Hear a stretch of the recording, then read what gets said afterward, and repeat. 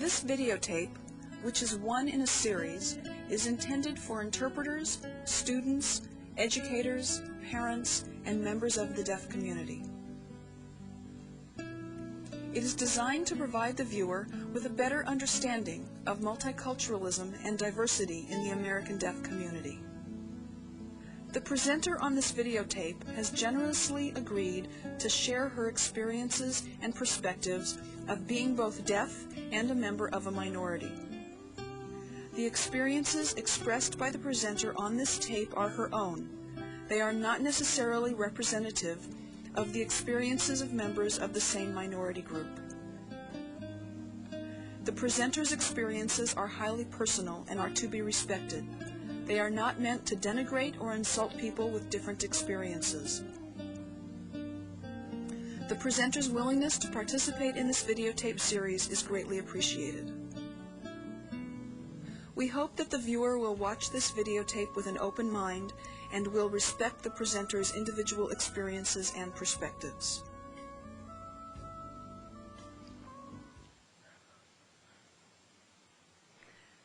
Hello, my name is LAURENE GALLIMORE. I'm going to tell you a little bit about myself, about my background, and my identity related to issues of multiculturalism and diversity. I'd like to start by telling you a little bit about my educational background. I was born hearing, and when I was a few months old, I was struck with polio. Now, at that time, polio was pretty widespread. This was during the 1950s. Fortunately, however, there was a gentleman by the name of Dr. Salk who invented the vaccine for polio, which saved me, and I was not injured in any way except for my hearing, and I lost my hearing when I was a few months old. My parents obviously went through the grieving process just as other parents do when they find they have a deaf child. They went to see doctors who advised that I attend an oral program, and I did in fact attend an oral program for a few years, I think for a total of 4 years, between the ages of 3 and 6. And I was considered an oral failure. I could not succeed that way. My parents did hear about the Indiana School for the Deaf, ISD, and when they learned about it, they decided to send me to the School for the Deaf, where I attended for all of the rest of my education and graduated from high school there.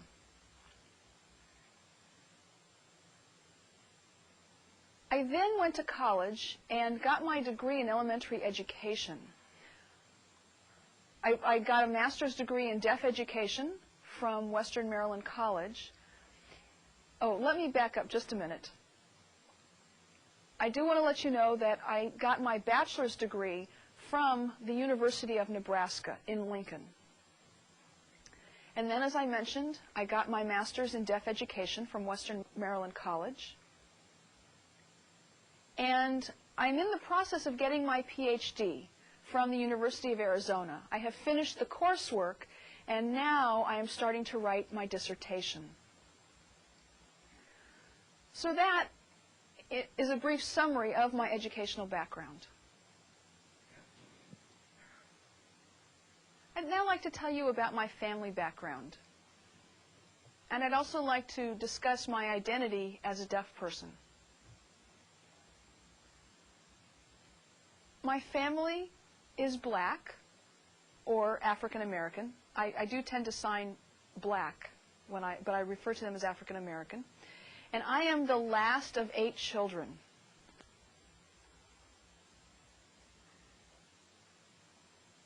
My family has a very strong sense of black culture and what that means, but when I was growing up, I didn't have the same sense of identity as they did, and I'll get to that in a little bit. First, I want to tell you a little bit about my identity as a deaf person. As I mentioned, I became deaf from illness when I was very young, and attended an oral school for a few years, where I wasn't successful, and then started at the residential school when I was 6 years old. And it was at that time that I had exposure to other deaf children and to sign language and to communication. And at the beginning, I was dumbfounded. I realized that I was deaf like these other children were. Now, you have to understand, I didn't fully understand what deaf culture meant, but I realized that these other children were my age. They couldn't hear like I couldn't hear. And so that was what I identified with when I went to school. And when I was at the residential school growing up, I did learn sign language. And it was maybe during my middle school years and into high school that I began to take a look at myself as a deaf person. I hadn't yet looked at myself as a black person, but I could identify with being a deaf person because I could communicate. There were people all around me who signed, and we shared a language. At home, however, I had to make do with lip reading and communication as best I could because the communication access and the language access was not there for me like it was at the residential school. I got a lot more information at school from my friends and my teachers, and I was able to understand myself better in terms of deaf culture and deaf community. At the same time, however, there was not a lot of formal discussion on deaf community and deaf culture.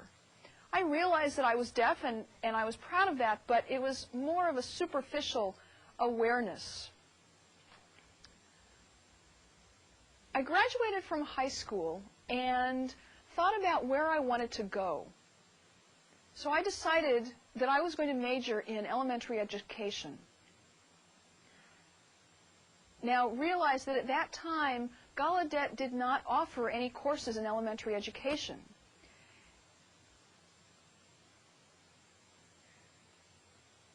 They did offer courses for people who wanted to teach at the secondary level because most schools for the deaf hired deaf teachers only at the high school level.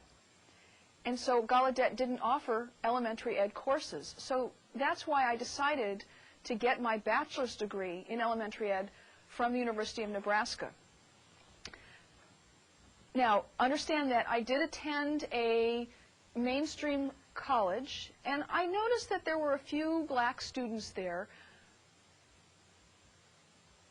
Let me back up just a minute.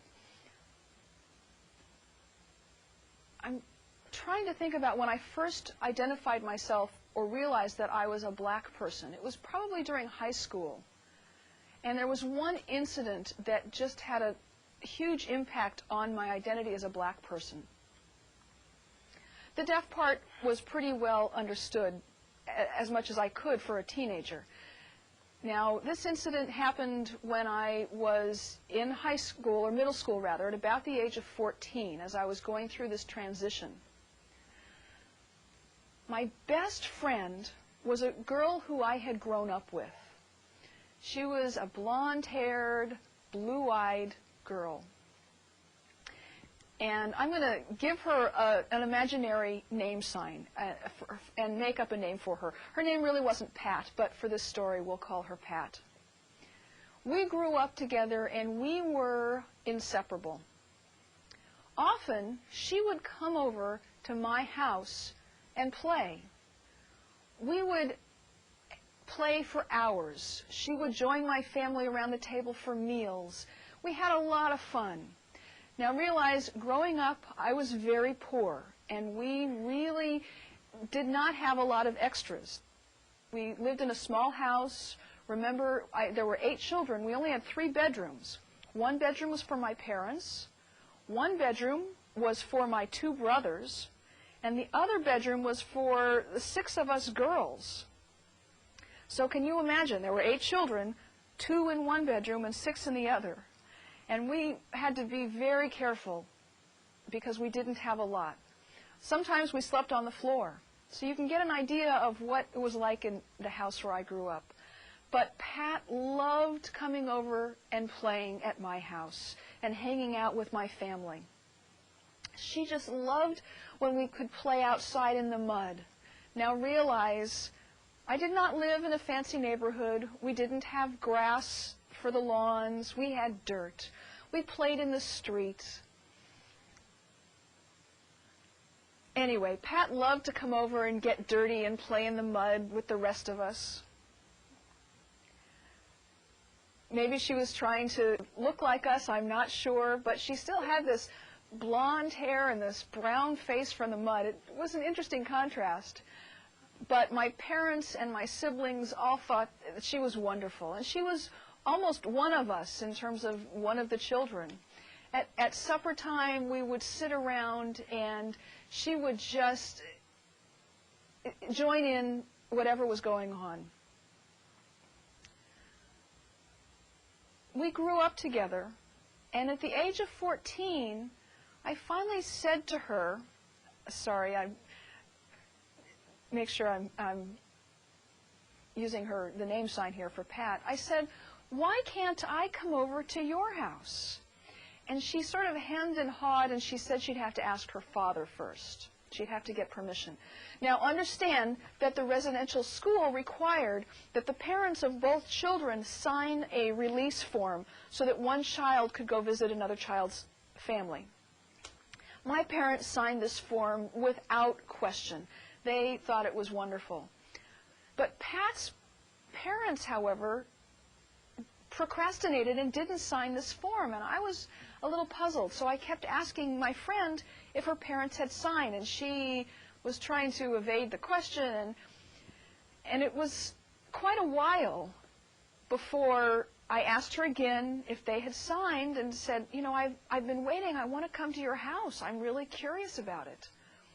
Because she was at my house all the time, and I never had been to her house.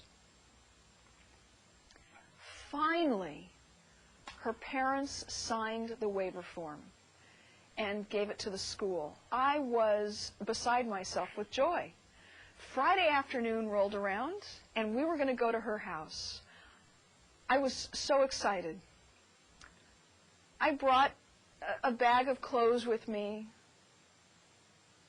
Now, I had an old case. Pat had very fancy suitcases. You know, she had matching luggage. It was a Samsonite or something like that. It was very fancy, different sizes. I was very impressed. Anyway, I had my sack of clothes, and we watched out the window as the afternoon wore on, and it got darker. And I said to her, are your parents really going to come and pick us up? And she said, oh, yes, they will. Don't worry. And all of the other girls in our dorm were gone for the weekend, and just the two of us were left. And I was getting a little bit antsy and really was a little bit concerned. Her father finally drove up. We saw the headlights of the car, and he walked up to the school with his hat on,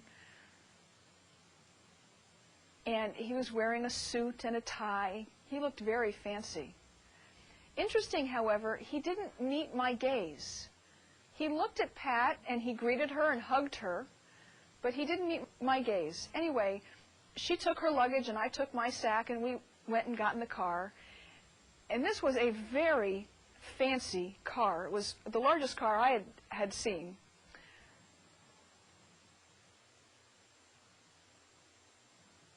So we drove and finally arrived at Pat's house. It was late at night by the time we had gotten there. We pulled into the garage, and they had an electric garage door opener. I was amazed. I had no idea how they worked. I had never seen one before, and I couldn't figure it out. I asked Pat what that was, and she explained that her father had a remote with a button. He pushed the button, and the garage door went up. I thought it was magic. I was absolutely fascinated with the whole picture.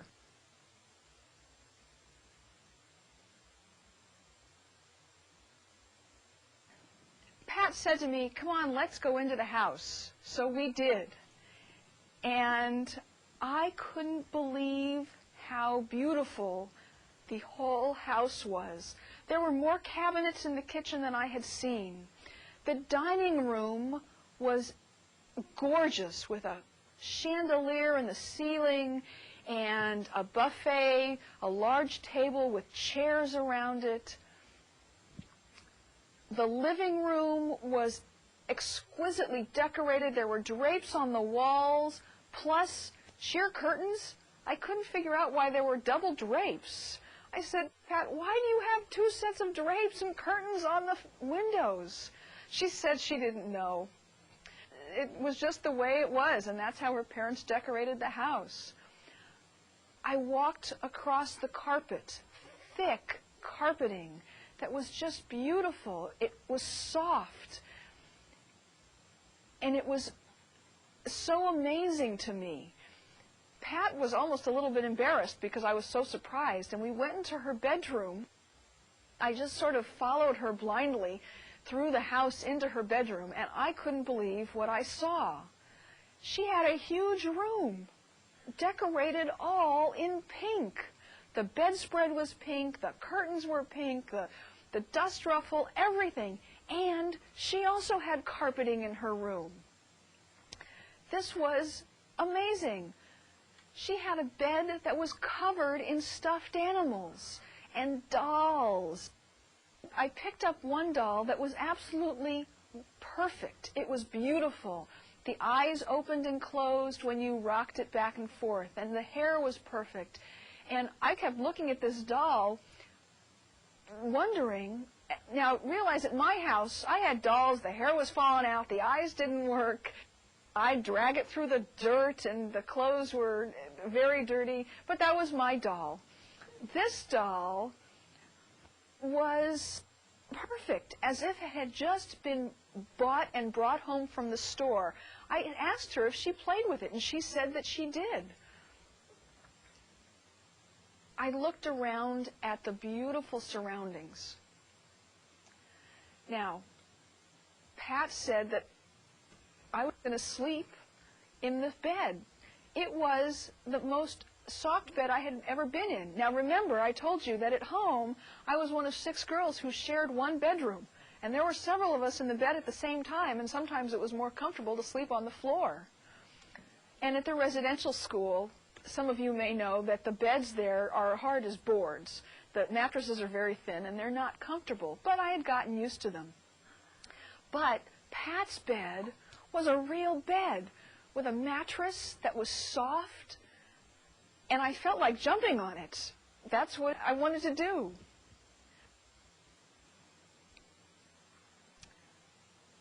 Anyway, we went to bed and woke up the next morning. It was bright and early. I was so excited. I thought maybe we could go play outside.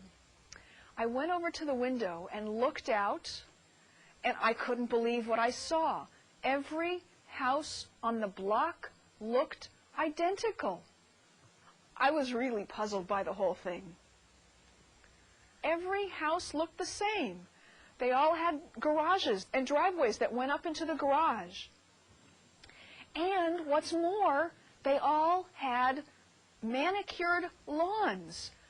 The grass was all the same length. It looked like they'd all been mowed by the same person 1,000 times.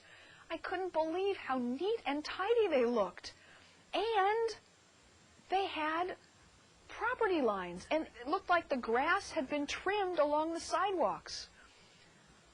I just couldn't believe it. The street itself was perfectly clean. I thought, what a great street for riding a bicycle. At my house, we had dirt streets. We had potholes in the middle of the street, and there were things broken. But at Pat's house, the streets were absolutely clean. So I looked at her, I said, oh, great, can we go out riding bicycles? And she said, well, you know, I don't know, I have to ask my father for permission. So I played in her room with her dolls for a little while, and the morning wore on, and it got to be noon, and I said, well, can we go outside and bicycle? And she said, well, no, her father thought it would be best if we stayed in the house. So I said, okay. Oh, we played in her room. When it was time to go eat, We sat at the table. Her parents were at each end of the table, and Pat and I were on one side of the table.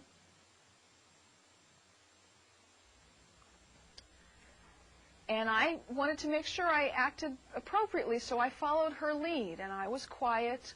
I ate my dinner quietly. We chatted a little bit, but she was pretty quiet when she ate. This was so incongruous to my own home, where we made noise and everyone took food from the center of the table, and plates got passed around and the platters got passed around, and we were a very noisy and active bunch. It was very opposite to what I found at Pat's. Pat asked me if I would pass the salt, and what she said to me was, "Please pass the salt." And I said, "Why don't you get it yourself? It's just in front of you, just a little bit to the side." And she said, "No, I can't do that. That wouldn't be polite." And I thought it was just in front of her, but it was in front of me, so I handed her the salt. It was very close to her. I couldn't quite figure that one out. It was a little puzzling. But anyway, I continued eating my food, and after the meal, we went back to Pat's room to play. And we played in her room all day Saturday. On Sunday morning, we drove back to the residential school. And I didn't think too much of it at the time, although it was a puzzling weekend for me. After that, Pat came and played at my house on a regular basis again. And eventually I said to her, "You know, Pat, I'd really like to come to your house one more time. I'd like to bicycle on the street. I want to play outside." And she hemmed and hawed again and evaded the question.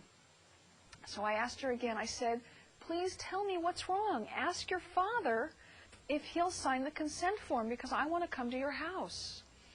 And again, she didn't answer my question, and she looked a little embarrassed, and she said her father didn't want me to come over to her house. And I didn't understand that at all. I said, "Why? What's wrong?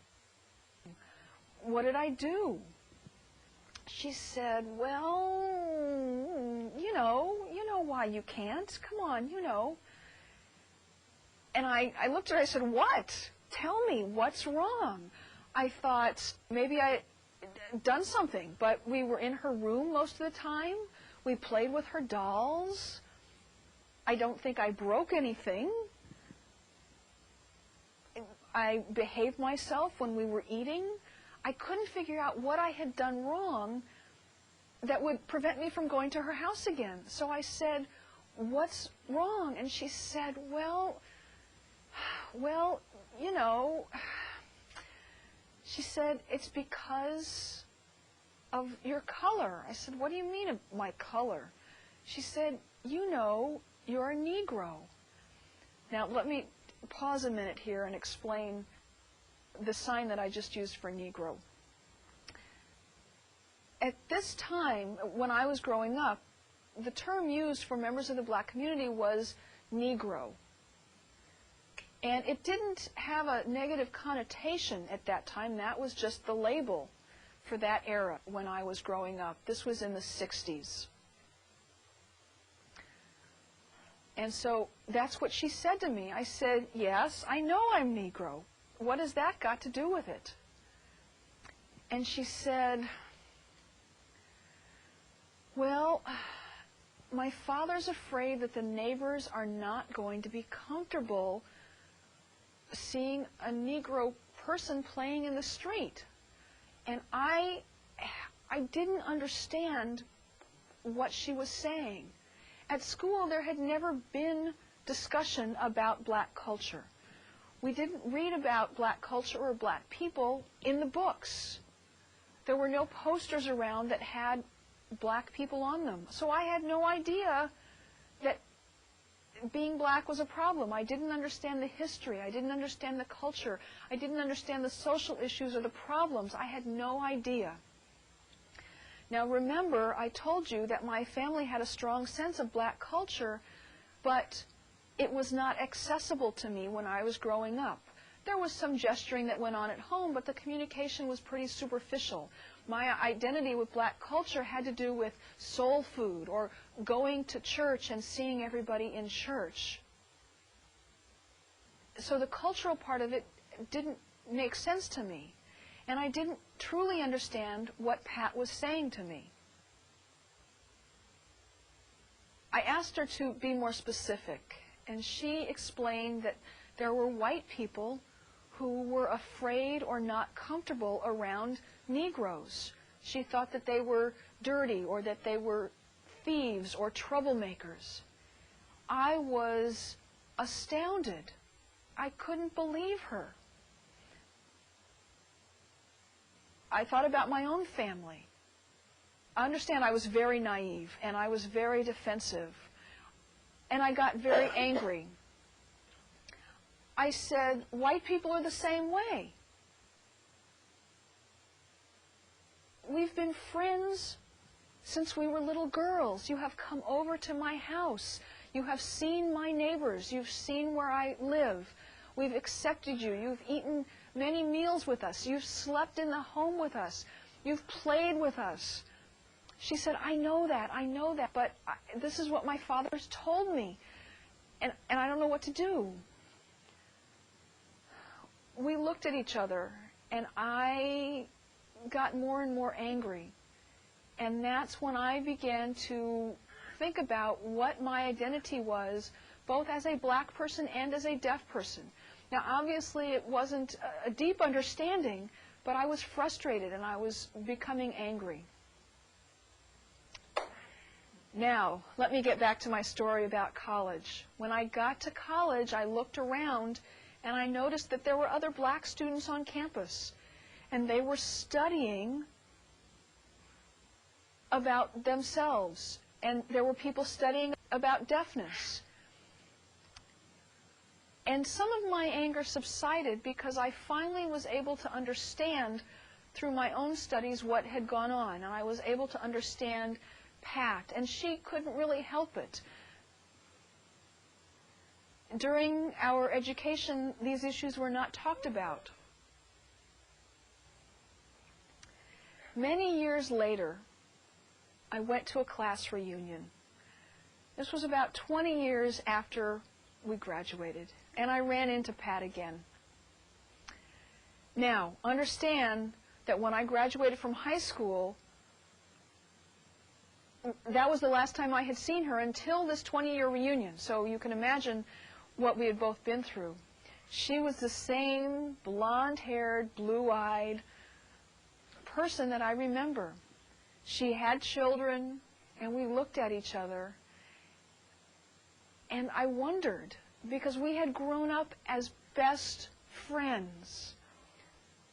But because of what happened and the way her father had explained the situation to her and she had explained it to me, it changed our relationship. And in a way that was very disappointing to me. And I often wondered what would have happened to our friendship. There was something inside of me that was somewhat bitter and torn about the whole thing. I realize that I am growing, and I have grown quite a bit in terms of my identity as a black person, a deaf person, and as a woman. It's interesting.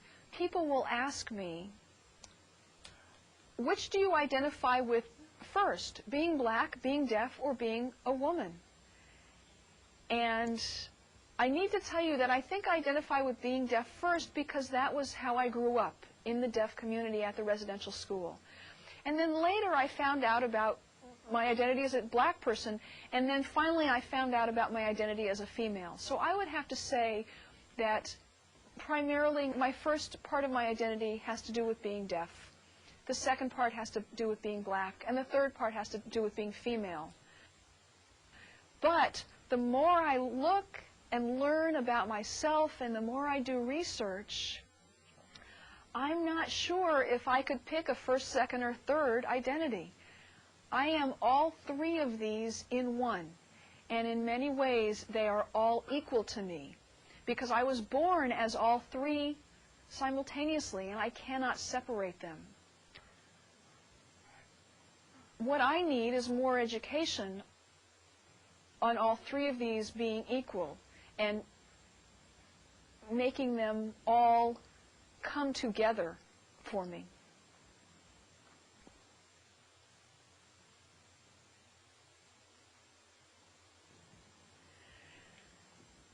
Now, I'd like to tell you about my experiences using interpreters, especially in terms of diversity issues.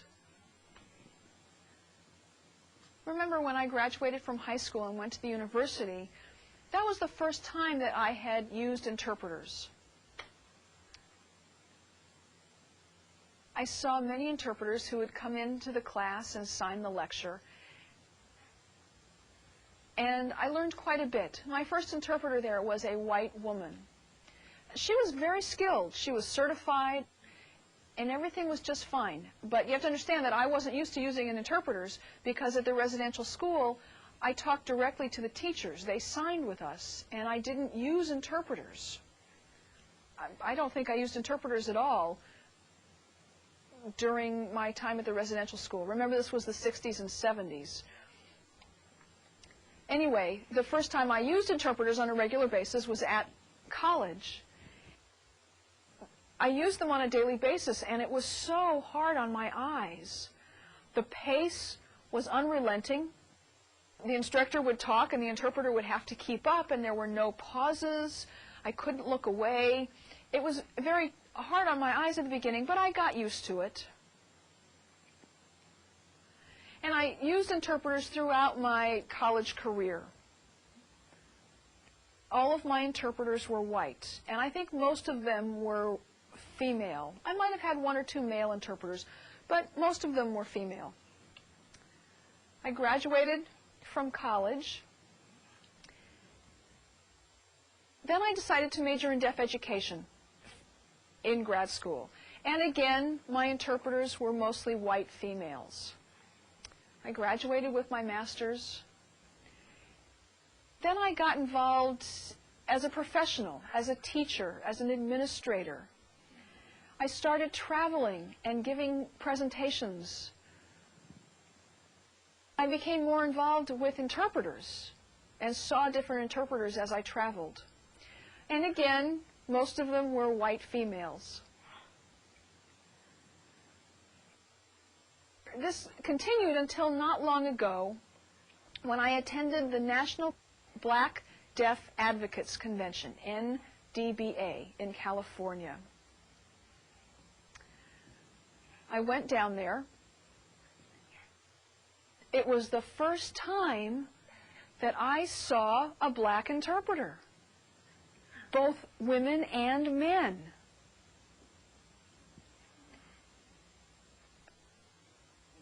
I attended the banquet, which was attended by over 600 people.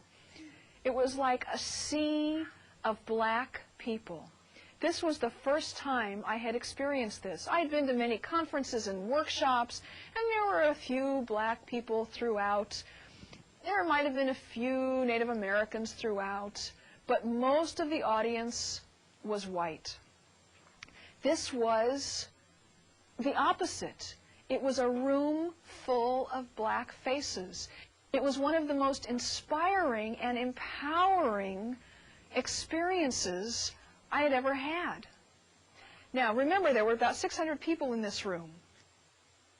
They had interpreters stationed throughout the banquet room because it was very hard for people in the back to see the speakers up on the stage. The banquet hall at the hotel was long and narrow. And I was at the back of the room at one of the far tables. And so I noticed the interpreters throughout the room, and I watched them as they switched. I was just fascinated with this whole process. It was so different from watching white interpreters. And I'll explain what some of those differences are. First of all, I've noticed that the black interpreters move a lot more. Even though they're standing on the stage, there's still a lot more body movement and use of space, and a different kind of use of space. There's more body language and facial expressions and more movement that was in relation to black culture. And I don't think I paid attention to the message at all. I was so fascinated with watching the different styles of the interpreters, the different ways that they move, and their facial expressions. And I felt almost an instant connection with them. Now, these were some really skilled interpreters, and I had never had experience with a skilled black interpreter before. It was truly amazing. It was wonderful. On the other hand, when I had watched white interpreters, they seemed to be more stiff. They would stand on the stage, and it was almost as if they weren't moving very much. Their hands and arms would move, but their bodies would remain still. They also had more limited facial expressions than I noticed with the black interpreters. They didn't include as many movements in their interpretations in terms of body language. It was very interesting for me to see the contrasts between the two. I want to explain about one of my other experiences. As I mentioned, I travel quite a bit giving workshops and presentations. I like to meet with my interpreters beforehand and prepare with them and make sure that they're ready to interpret for me. I often get asked by the interpreter what signs or vocabulary they like me to use. I've never had too much of a concern about that until I saw the black interpreters at the NDBA convention. I said, finally, that I wanted to have a black interpreter. I want somebody who could match me. Now, there was a large national convention at Gallaudet. There was one black interpreter who was voicing for me, and her teammate was a white interpreter.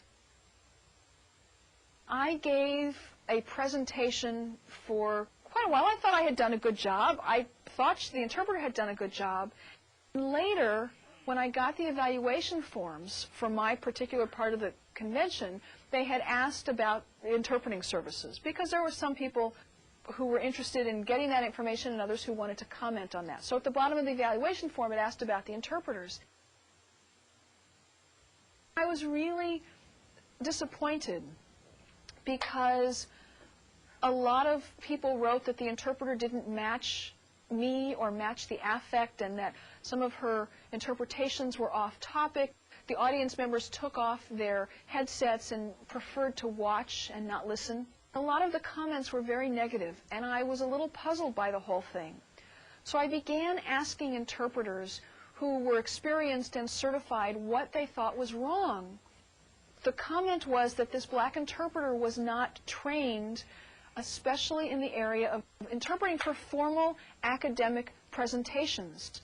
Most of her interpreting had been freelance in the community, in one-on-one settings, possibly at a hospital or at a counselor's office, and that was the limitations on her experiences. What I was discussing had to do with deaf education on a very academic level, and she was unsteady and unsure of some of her sign selections and her word selections, and it made me look like I didn't know what I was talking about. It didn't reflect that I was a doctoral student in this area and an educator. I had been so excited by the fact that she was black that I didn't think about some of the other issues. I didn't think about her background and her knowledge of my topic and her training.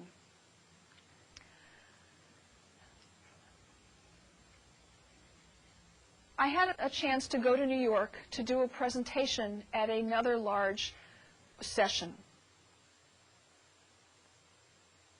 When I was asked who I wanted for my interpreter, I requested a black interpreter because I'd like to help black interpreters grow and gain knowledge. There aren't many opportunities sometimes to interpret for a black presenter. So what I did was videotape my presentation that I was going to do in New York, and about 2 weeks prior I mailed it to my interpreter so she could watch it. She could get used to my signing style, she could see my notes, so she would be ready.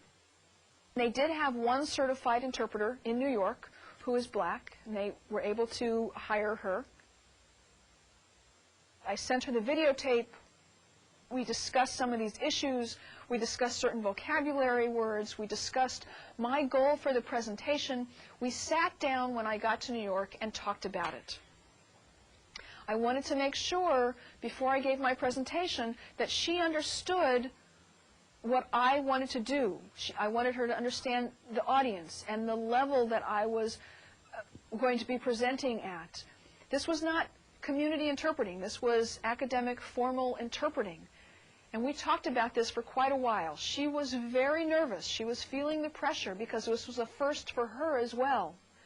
But I wanted to give her as much support as I could. I would like to see more black interpreters have some of these experiences. I gave my presentation, and I kept eye contact with her just to make sure that she was following me and that we were working together. It was a very supportive environment. When my presentation was done, almost everyone in the room stood and applauded. I looked at her, and she had tears in her eyes. It was so successful. It truly inspired me. And it made an impact on the hearing people. It made an impact on the deaf people too, but mostly on the hearing people. A few interpreters who were sitting in the audience came up to me afterwards and said that her voice had matched me perfectly. It was powerful for them to hear a black interpreter interpreting for me. When it was over, the interpreter and I went off to the side and we debriefed. She said that this was such a challenge for her and that she had grown so much from this experience. She thanked me for giving her this opportunity. Now, every time I go to New York, I always use the same interpreter, and she's interpreted me for 4 times already. And it's almost as if we're becoming like one mind. I want to let you know that my experience with white interpreters during college and as a workshop presenter has been good, but I often prefer having a black interpreter. Part of it is because of who I am and some of the stories that I tell. You have to understand that black culture is rich with stories, just like Native American culture is rich with stories. Black people love to tell stories. It's not only the black part of my identity, but the deaf part of my identity. Deaf people love to tell stories as well. If I can find a black interpreter, the stories sometimes come through.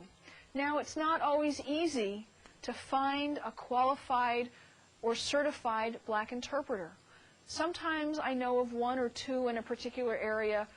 I try and use that person. I prep with them very thoroughly before I give my presentation. I will send them a videotape. I'll send them my notes. It can be done, although it takes a lot of preparation, but it is some of the most positive experiences I have ever had, and some of the most enjoyable.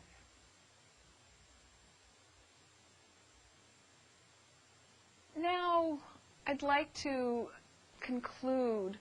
As I mentioned, I've talked about my background, my education, my family, what it was like to find my identity as a deaf person, as a black person, and as a woman. I've also talked about my experiences with interpreters and the many issues that are involved with that.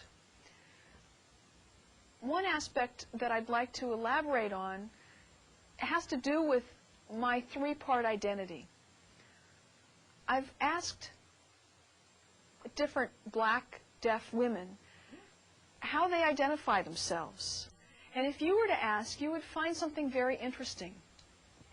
What I've learned is that part of their identity depends on where they live, whether it's the north, the south, the east, or the west, what kind of community influences they have had in their lives.